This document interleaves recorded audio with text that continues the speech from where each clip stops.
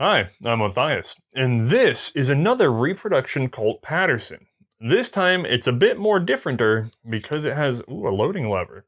That could come in handy, but first, let's go ahead and get it into the light box. Still single action only, still in 36 caliber, and still only a 5-shot revolver, our gun today represents a later pattern Paterson. This is again an Uberti reproduction, this time with an overall length closing on 12 1/2 inch and weighing at 2.6 pounds. Some of that extra weight comes from the newly included ramrod attached to the gun. This of course allows you to load the pistol without disassembling it. You may also notice a few improved contours, but we'll get there in a moment.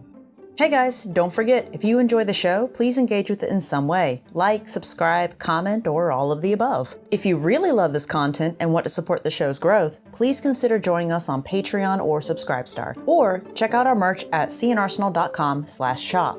We appreciate the love and support. Just a reminder, if you missed the last episode, this is going to be confusing because we've already run down the history of Samuel Colt, his first factory, a smattering of rifles, and on into a handful of handguns. We stopped at the No. 5 Colt Paterson pistol, which we explored as a reproduction, and then put a pin in the matter until today. I want to make something clear before we get any further into this episode. A lot of the Paterson era Colt work was a catch-as-catch can, and things changed fairly rapidly. But I think I can get you a snapshot that will clear up why something as revolutionary as this multi-shot revolving pistol could fail in the market. The No. 5 holster pistol, when bought in a lot, as the military might do, sold for around $35, depending on the year and offer. That's in a batch. Bulk discounts could get this down to $32.50, but that took a lot. However, this included the full boxed kit if you wanted just the revolver, loading tool, and a bullet mold, $24. But you had to buy 1,000 of them.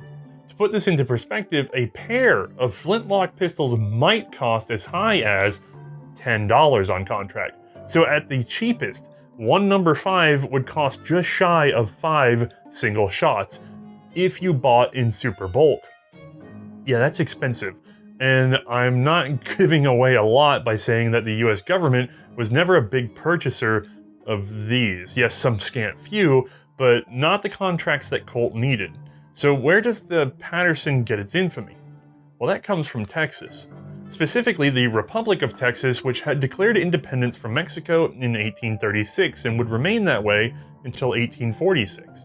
Still in 1836, however, Samuel Colt would receive a letter requesting pricing on his pistols and rifles from the new Republic of Texas. However, at that time, production was not ready and the matter stalled. By the time the guns really started rolling out, again in the fall of 1837, that economic boom we spoke of earlier, well, it went kind of bust. Cotton prices fell by about 25%, which caused a ripple through the US market that eventually shook loose all that overextended credit. The result? Paper currency could no longer be exchanged at full value for hard money, specie. Businesses collapsed, banks collapsed, unemployment soared, and even the wealthy found themselves less wealthy. This, of course, led to a recession which lasted actually roughly 7 years. And to all of that, Patton Arms had introduced some of the most complicated and expensive firearms ever made for serial production. There was honestly almost no way that Colt could have succeeded in that particular market as a civilian good. And so those military contracts went from very important to 100% necessary for survival. Unfortunately, as we already discussed, US Ordnance tested their rifle early, too early, and the failures of that early rifle would color Ordnance's opinion for critical years to come. Samuel would need to get them into military hands somehow. He would manage in 1838 to sell 50 No. 1 rifles into service in Florida, where they were used in the Seminole Wars. This act did earn the Colt rifles some acclaim. It also resulted in just as many complaints and likely had a lot to do with the development of the simpler 1839 carbine. Again, it's kind of hard to talk about the Colt Paterson pistol because the rifles really were the focus. However, we finally see some traction in our story in April of 1839. which is when the Texas Navy would be authorized to purchase 180 Colt carbines and 180 holster pistols. Captain Edward Moore would visit the Broadway store where he met John Ehlers, who had been a hardware merchant in Hoboken and an early subscriber to Patent Arms with 100 shares in his name. By invitation of Samuel Colt, he had become a clerk for the Paterson Patent Arms Company. I guess it's Patent Arms, but you get it, the Paterson Company. He gradually started growing his influence. By the time Moore visited, Ehlers was serving as the treasurer. 50 carbines and 50 pistols were provided immediately, with the balance to follow apparently arriving in November of 1839. It's noted while an 8-inch barrel was requested, the 9-inch was in stock, and so that became the standard for what is now known as the Texas Paterson. It's likely a few more Colt revolvers made it to Texas on private sale, but that 180-unit order was the only official completed pistol sale to the Republic. There are some notes floating around about a defaulted second contract, but given that it defaulted, I'll also point out 100 No. 2 rifles would be purchased by the Army, but again, we're on handguns today. Now, the use of these, well, not even necessarily this kind, it'd be more like this guy. The use of these pistols should be pretty boring since they were in naval service, but they didn't stay there. The schooner San Jacinto foundered in 1841 during a storm. 40 Colt pistols were recovered from that ship and would be issued to the officers accompanying the Santa Fe expedition. Interestingly, this mission failed terribly, but without any real shooting. On surrendering, the men made sure to smash their Colts on the rocks, preventing them from becoming Mexican property. Returning to the seas, Colt revolvers were on hand for the Battle of Campeche, where they again did nothing, as the Yucatan, Texian, and Mexican Navy squared up. Now, with the more modern armored, well-armed ships, and being helmed by British officers, the Mexican fleet should have won this battle handily. However, fighting to a near draw, the Mexican-British ships took greater casualties and withdrew. I kind of doubt that a single death was caused by the Colt revolvers, though. We will see this particular battle again later in our series, as Colt would honor the Texas Navy for being his earliest customer by engraving Campeche on a future and much better received design. Anyway, despite the grand victory, the Texas Navy had a habit of acting independently of any goals of the actual Republic, and so Houston pulled them in tight, essentially beaching them, which means the Colt revolvers would filter into land use, particularly with the Texas Rangers. Formally constituted in 1835, the Rangers would gain storied prominence during the Republic years of Texas, particularly because they were fielded against the greatest land threat to the state, the Comanche. And here we have the benefit of a letter written by one Captain Samuel Hamilton Walker, who had been present for the battle led by one Captain John Coffee Hayes. The pistols which you made for the Texas Navy have been in use by the Rangers for 3 years, and I can say with confidence that it is the only good improvement that I have seen.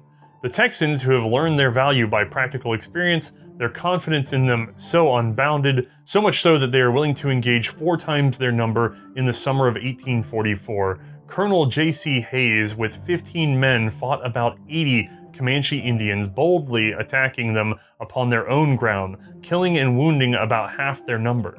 The result of this engagement was such as to intimidate them and enable us to treat with them. Further telling of the same story by Ranger Rip Ford says the matter was resolved by Richard Addison Gillespie. Apparently, in their first fight at close range, the Rangers had nearly halved the enemy's number.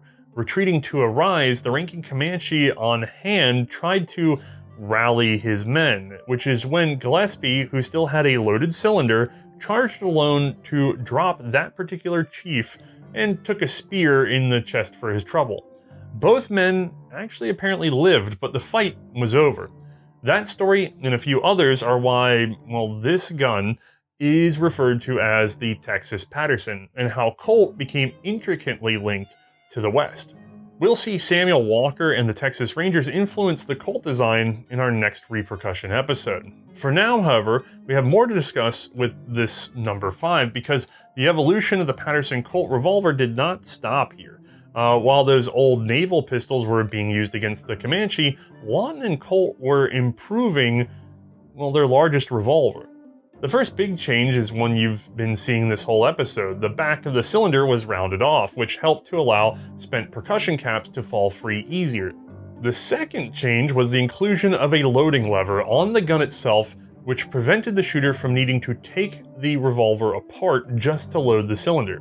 These developments seem to have arrived in 1840, and it made the 5-spout powder and ball flask unnecessary.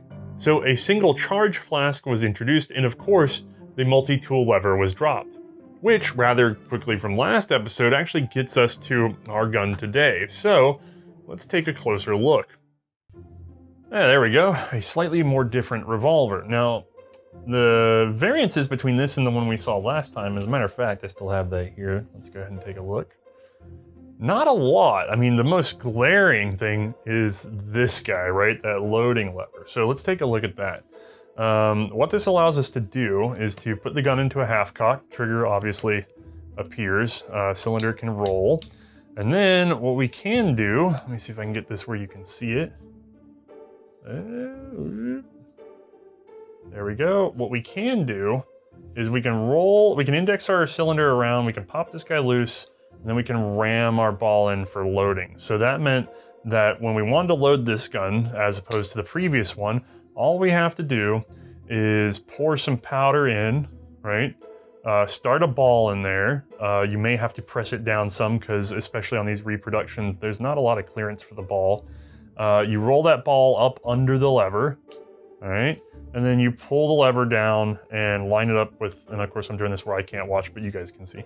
And pull the lever down and plunge that guy on there, get it nice and tight, and pop her back up. Now you can go into sort of an almost all the way out position and keep rolling and working.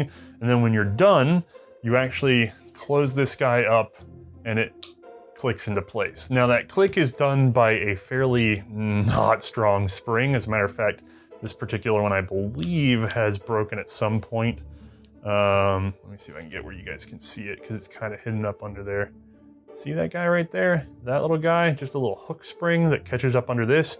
They get deformed, they get worn, they snap, even on the reproductions. It's not a terribly good system, and I think you'll see why in just a little bit. But Colt would actually try a different pattern of hanging spring on his next gun, and then he'd have to go to a latching lever on the gun after that. But that's getting into further episodes. Now, the only other big differences on this particular piece are all visible right here. Number one, the cylinder right along the back has been beveled to allow the caps to fall out of the gun a lot easier and make it less likely that they're going to cause a jam. As you can see on the original, this was actually straight, all right? Number two, obviously, if you want to be able to load the gun without taking it apart, you're going to need to be able to get those percussion caps onto this gun. So they have done a sort of scalloped cutaway. See my finger down in there? That allows you to align and press your percussion cap, align and press your percussion cap, and that way the gun doesn't have to be pulled apart every single time you want to load it. Now, whether this is technically faster or not, you guys can be the judge in a moment. Oh, also, I shouldn't forget, one thing that you can see on this versus the other, and I actually really like Uberti for doing this. This is a small detail, but I like it a lot. We talked last time about how this is a tapered locking wedge. It's not perfect though, and it wears out fairly quickly. So a lot of these guys were getting loose, especially on the rifles. Colt came up with a solution. If you notice and look very closely, there's a spring here. So all it is a finger that's sort of clicking up. When you want to take this apart, make sure that you whack it at such an angle that it goes in and through, and otherwise it acts exactly the same. But this keeps the block from going completely missing out of the gun and the gun from coming apart at an inopportune moment. It's actually a nice little simple addition. All right, I think you guys can understand how this lever works without an additional animation, so let's just go ahead and let Mae shoot this one. First, half cock. Now the cylinder is free to roll. Pour our powder charge. Advance the cylinder and pour again. 5 times in total.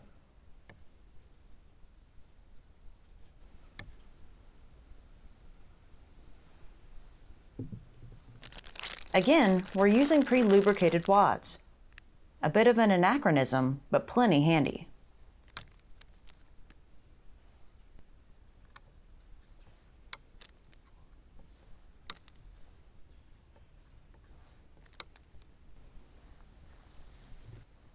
Now the lead ball, which I once again had to press with a starter, as they were not clearing the barrel assembly. Still not sure if this is a symptom of reproductions only.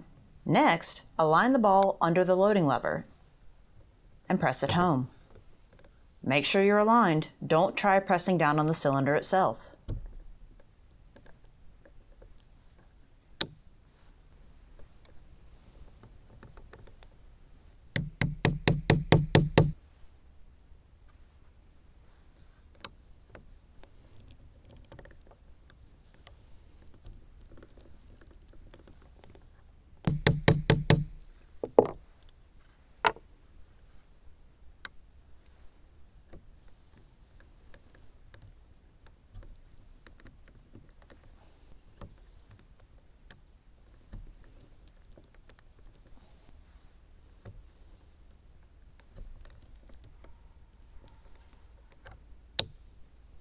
With 5 rounds loaded, it's time to cap this gun.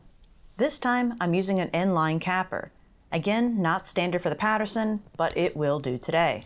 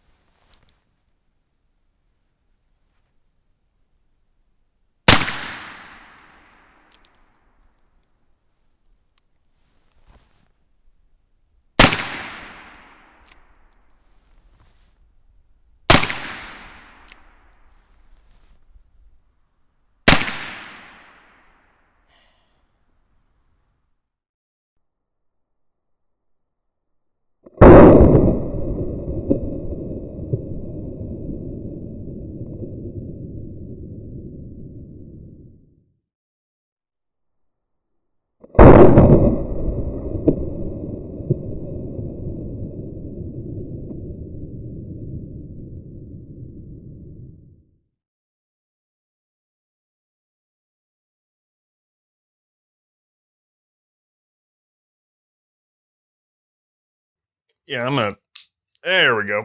That should probably stay there, but we'll talk about that in a minute. Interestingly, the improved No.5 with loading lever would remain the lesser encountered pattern.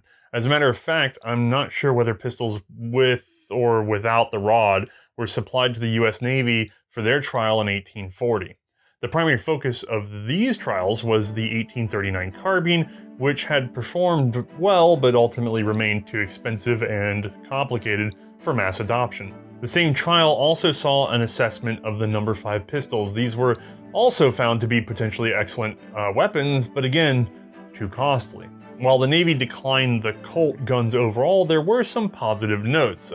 Some recommended that a small number of Colt revolvers and carbines should be supplied to every vessel of war, specifically for arming boat expeditions, where even a single man hid in the bottom could deliver a sudden 5 shots to the enemy's 1.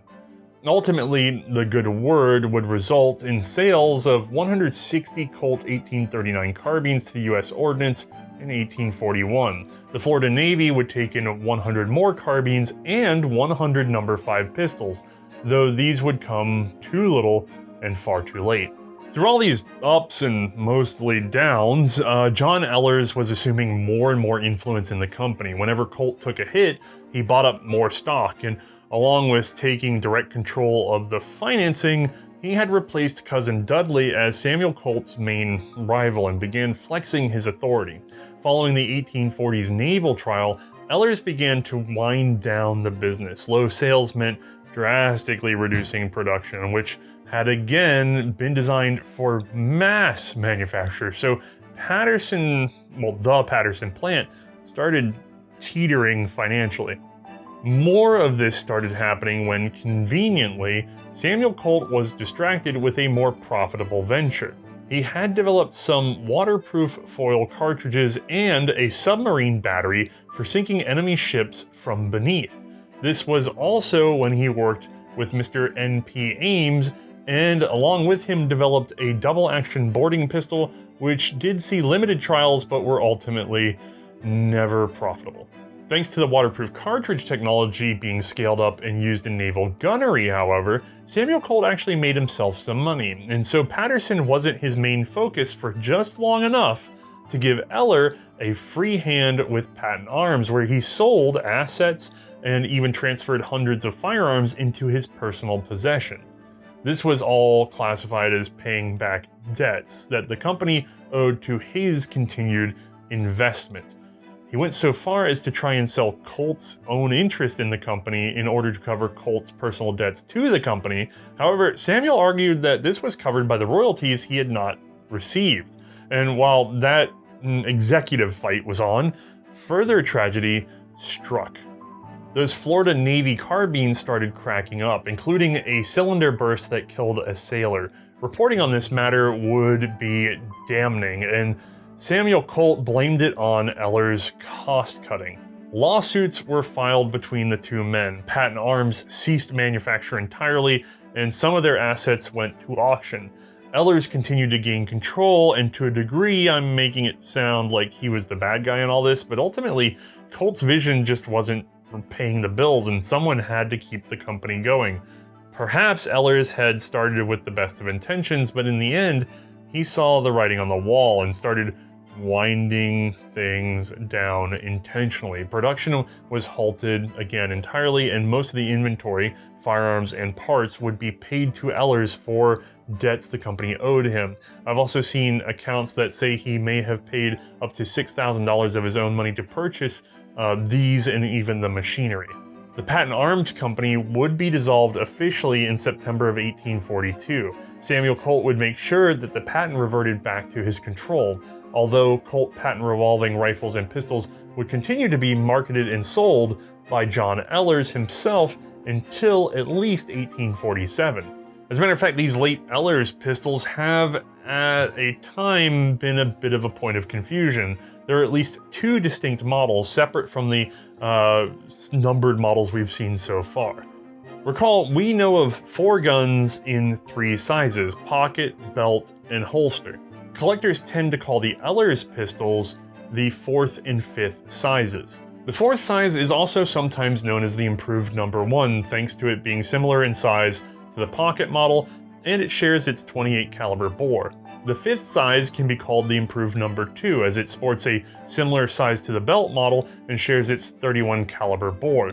Both of these pistols have enlarged barrel lugs to better accommodate the loading levers that are now attached.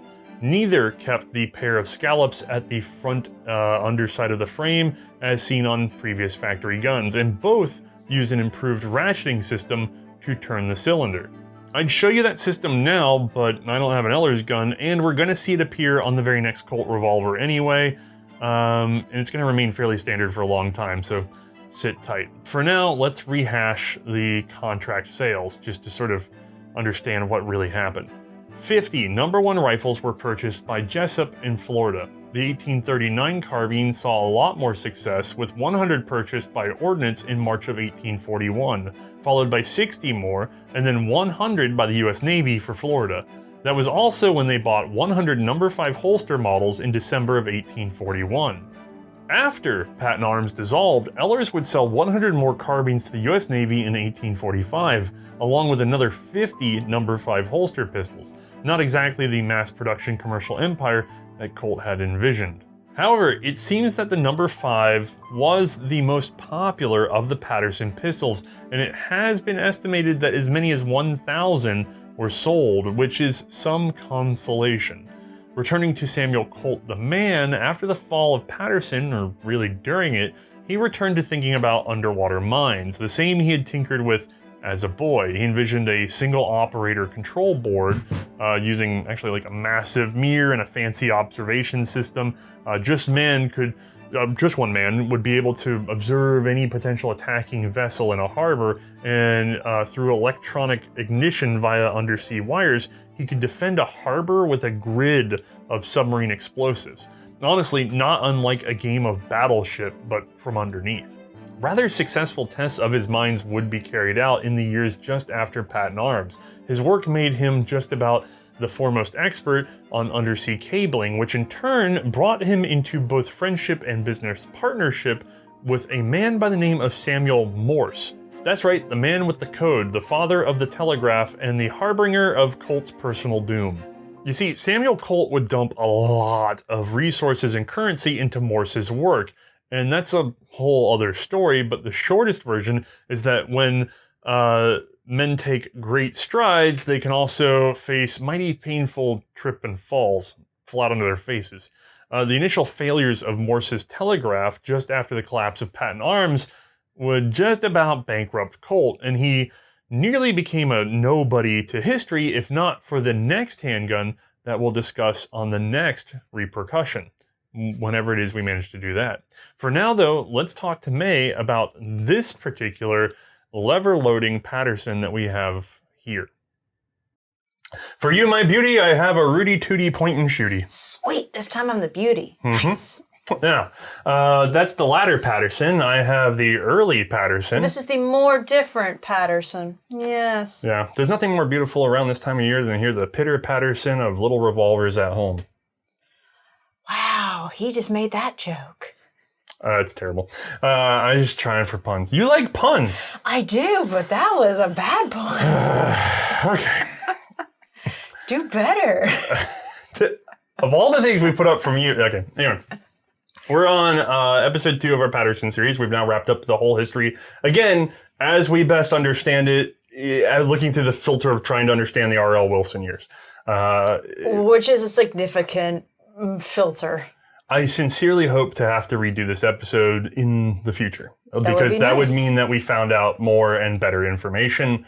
That's something that we will always do for you guys, our audience. We want to be accurate above all else. Mm-hmm. Now, but it doesn't mean that you can just divine the truth. So we'll go with what we know until we know something else. Fair enough.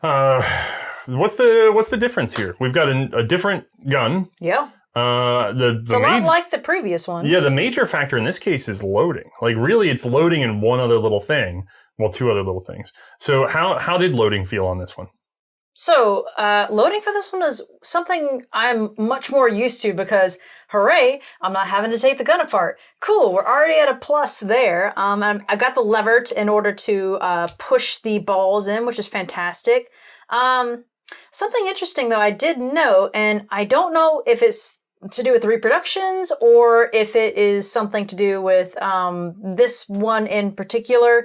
Or the originals. Or the originals, yeah, or whatever. But basically, I had to pre-prime the balls a little bit. In other words, I had to push them in a little bit before rotating them around in case you didn't notice. It was a little bit awkward to have to do that with the amount of room I had available to do it in. Right. So not a big fan of that. Yeah, I've got other reproduction black powders where you pour in your powder, you throw your ball on there, you rotate it around, you walk it in. Yeah, that's great. Nice, simple. Yeah, but in this one, there's no clearance for that 36 caliber ball. No. You had to actually kind of pre-compress that. But I will say the lever was much easier to operate than the separate tool was because there wasn't really I didn't really have to worry about angling. I don't know what the base of this tool is called. Yeah, the little plunger there. Yeah, that little plunger. I didn't have to pre-prep the angle on it or anything. I just basically had to make sure the lever was lined up with the ball, and then from there, I mean, it was perfect. I was able to get some good leverage on that and really push the ball deep in there. Yeah, even when I'm doing this well, because I loaded the previous Paterson with this little guy. Yeah, there's so much play in it that I always felt like I was wallowing out something. Like I felt like I was damaging the gun using it. You know, it felt a bit awkward and weird.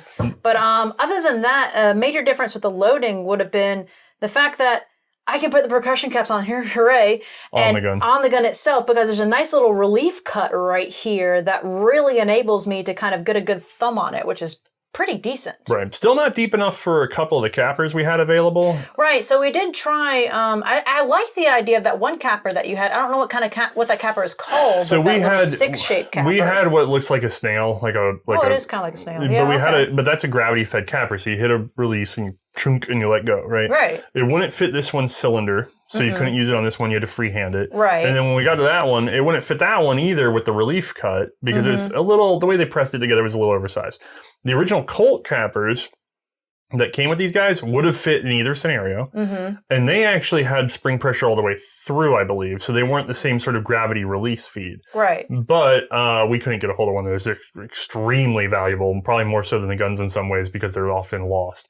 So or damaged. Yeah. So, and then I don't know of anybody, there was a vague reproduction of one, but it wasn't even like, cosmetically reasonable facsimile. It was just sort of an operationally reasonable facsimile. Right. And those are hard to find too, so we just didn't have it. Yeah. But a regular capper, straight line capper, as long as it had the small enough head, it fit in there just fine. So you managed to load and cap it with just a little bit of trouble. Right. But still way better improvement over the previous Paterson. Right. And then realistically, coming from the previous one, the only other thing to mention is the fact that they rounded the back of the cylinder, which made it less likely to have cap jams. Which, I mean, it's true. This one, we didn't experience any on range, so that was pretty decent. I mean, I think I remember at one point it felt like it snagged a little bit, but it still was something I was able to pull the hammer through. And speaking on pulling the hammer. The difference in the hammers on this one is significantly lighter, so I'm able to, now, from what I understand, though, that could have a downside to it, potentially. Yes. So, it tends to be, let's say Ubertis tend to have heavier hammers, although both of these are Ubertis. Yeah. Piettas tend to have lighter hammers in terms of reproductions, right? A lot of the Pietta guys will have to turn around and put heavier springs in their stuff, though, because they'll get some bounce back. So the hammer falls, it hits the cap, we get the boom, and it kind of pops. The hammer's not heavy enough to stay on there, and it sort of slaps it and gets popped back.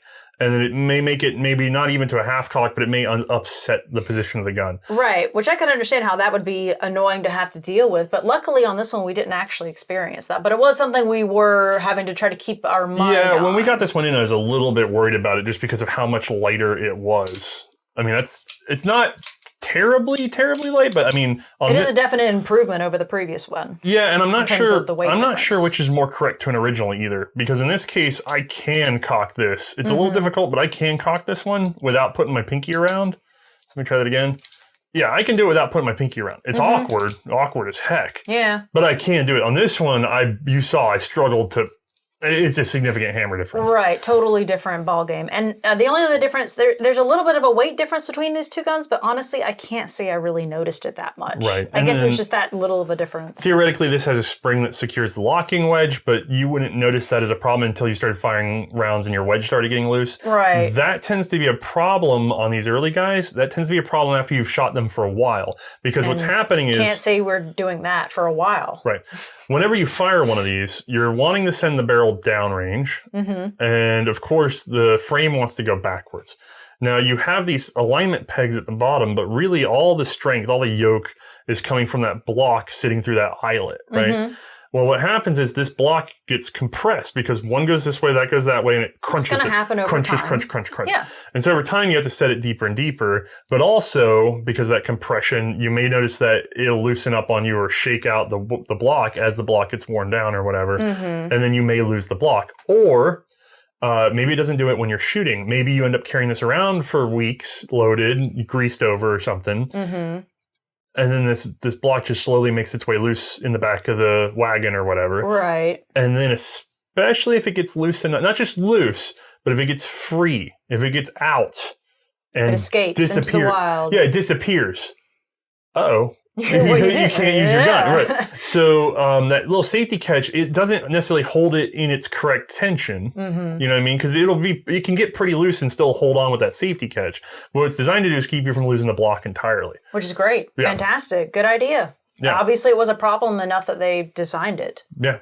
So, good feature, just not one that we get into too much because we don't carry them around in the back of our wagons. And then I guess it's just coming down to shooting with it. There really wasn't any much of a difference other than I thought the previous Paterson was slightly more accurate, but that could just be depending on the wear between the guns. Right. Or you could be doing a holdover from the other gun to this gun and it's rifled slightly different. Yeah. I did notice one thing while you were shooting it. What?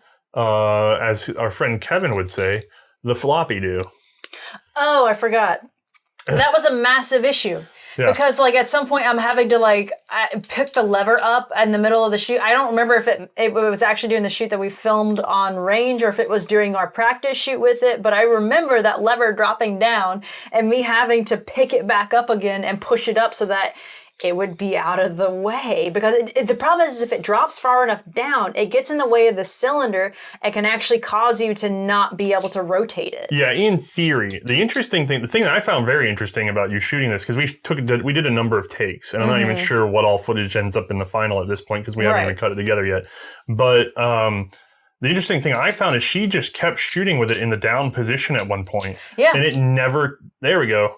Right, finally tied up the action. See, it drops in. Like, I mean, granted, there's going to be a ball in there, presumably in this thing, but you know. Well, unless you're running out. Right. And so I was surprised at how it did not tie up the action. Until it finally wiggled its way in at one point. It kind of took it took just the right, as long as you had some momentum on that hammer, it's like you could get past it because in its aligned point, because it's a 5 shot, it's an uneven number. There is not a hole directly below in this position. You have to be in a halfway point for there to be an alignment, right? Now, I don't know if this lever dropping was like an issue that they had with the originals or was it? Okay. Yeah, because the mechanism for this, I think we covered it in the episode, but the mechanism for this is just like a rear hook. And even this one chipped at some point.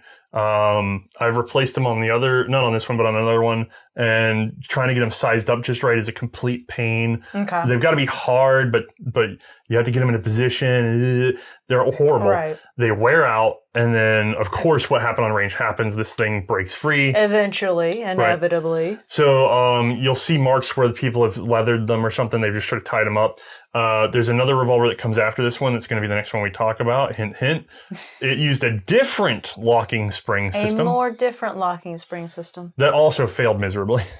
And those guns are also notorious for being tied up with leather and things like that. I'll look forward to that one then. And so eventually we'll see the sort of spring hook replaced with an actual latch, and that will solve the problem. Sweet. But that's a couple guns from now. So I have to wait. That's what you're telling me. Okay, good. You dealt with Whatever. I'll just keep dealing with it. I'll just keep popping it back up as I'm shooting. I'll just hold it. It's fine. It'll be cool. I can just hold up here, right? That's totally safe. I'd be tempted to use a piece of wire if it were me. Like, if we're being realistic. So I guess let's talk about this question then. We talked about how this was a technological marvel. Yeah. And that you would take it in that time period as something to defend yourself with. Okay. Does this feel better or worse than the original? You know, assuming that I've got a spare piece of wire laying around somewhere, yeah, I'm going to say this is a remarkable improvement. I mean, I've got some zip ties in the garage. Can we just use that? I don't think they had zip ties. Okay. So the twist ties, and I can just use some. I don't know if they had twist ties. They would have had some baling wire or something. Fine, baling wire, something, like whatever. As long as I've got that, because seriously, the lever tying up the action, that seems like that would be something and probably did happen. Yeah, it's not good. No. So yeah, assuming I got a piece of wire laying around, which I totally would use that, yeah, this is a remarkable improvement over the previous Paterson. Yeah. And that's also, I don't know how long they lasted before they would start having the lever release fail. Like, yeah, it's possible. Brand new out the gate, they did okay for a while. I'm sure there's plenty of historical ones that are still in great shape that the levers are fine. And I'm sure there's some that came apart a week after they were sold. It's one of those things. And especially at that time, springs were much more inconsistent than they are now. It's true. So, maybe you had the good one in the batch. Maybe you got the flopper. But overall, the improvements on that are significant. Yes. I would take that one over this one. And absolutely. I'm with you, though. I'm paranoid enough that once I had the gun loaded, I'd taken a piece of baling wire, put it over there, and just given it 2 twists, and it would be below my sight line, hopefully. Yeah, that's what I'm thinking. It would be right below the sight line as long as it were a tiny enough wire. You'd be fine. Yeah, it's still pretty... I mean, it doesn't need a lot of pressure to hold it up either. I mean, it really... It takes a significant amount to even drop it down. So realistically, I don't think it would need that much strength to it. Yeah, even as much as that one's not holding it great, it's still resisting for a couple of shots before it fully gives up the ghost. Right. So, yeah, I don't know. That's my take on it. Okay. Well, overall, the Paterson's a win for its time period, except for the part where it's ridiculously costly. I want to reiterate that. Yeah, it really is. It's not something that the average person could easily afford. Yeah. The thing that destroyed these guns was their cost at a time when the market collapsed. Those two things combined really ruined the chances of these. Now, of course, they were still they were developing technology at that time. So Colt made some radical improvements in his next gun, but that's a story for another time. It's also just, I find it interesting. I threw in the stuff about, Samuel Morse and stuff like that in this episode. Yeah. Because the story of Colt is very up and down, and I kind of want to just see a story on him. Yeah, it's something that I need to figure out how to work into the show, and it's also something I need to be able to talk to someone to make sure that I have all the details, because there are some crazy Samuel Colt stories. Oh, yeah. There's a whole story about a bride of his who he hid.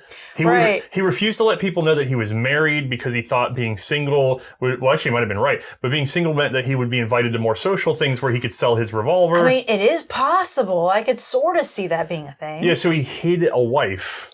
And then didn't he have something weird going on with his brother who was up for murder charges? The wife thing gets mixed in with his brother who went up for... His mother was convicted of murder and was to be hanged. And the wife was basically supposedly... it was kind of pitched that she was married to the brother. Then they made her the brother's wife because he was being hung. But then there was a fire the day he was going to be hung. Didn't she have Colt's kid too? And it was not his kid, but it was his kid? There's a whole conspiracy theory that Colt managed to jailbreak his brother who was up for a death sentence. The man is again, I just want the full story on this man. Has nothing on this, just the stuff that's been said about Colt. Guys, you're hearing this. He said a lot about Ross too. Yeah, I know. So, it's something I'd really like to get in deeper, but it would require a lot more reading on my part, and especially because I have to compare. Yeah. And I want to know sort of the truth of the matter. And a lot of the documents that I'm reading are much older because this stuff was written about heavily in the 40s and before. And so I'd like to be a bit more careful. But these are the stories that are floating out there that we'd really like to get into. And hopefully I'll get to talk about some of them in this series. Yeah. Because we're going to keep going. We're going to run down the Colt revolvers as reproductions. And I think that might leave out the root. I don't know if anybody ever did a reproduction of the root, but everything else is pretty much there as a reproduction. And hopefully that'll give you something that you guys can potentially engage with. You know what I mean? These things are available. Maybe not the Patersons, but everything else we're going to talk about. So you should be able to buy up, and it's not that expensive. It's not an expensive hobby to get into. It's a lot of fun. All right. Well, again, check after the credits and certainly contact us if there's anything that you want to add to this. We're always open to talking to other researchers and having other data available. Yes, please. Thank you. All right. Have a good one, y'all. Night, everybody.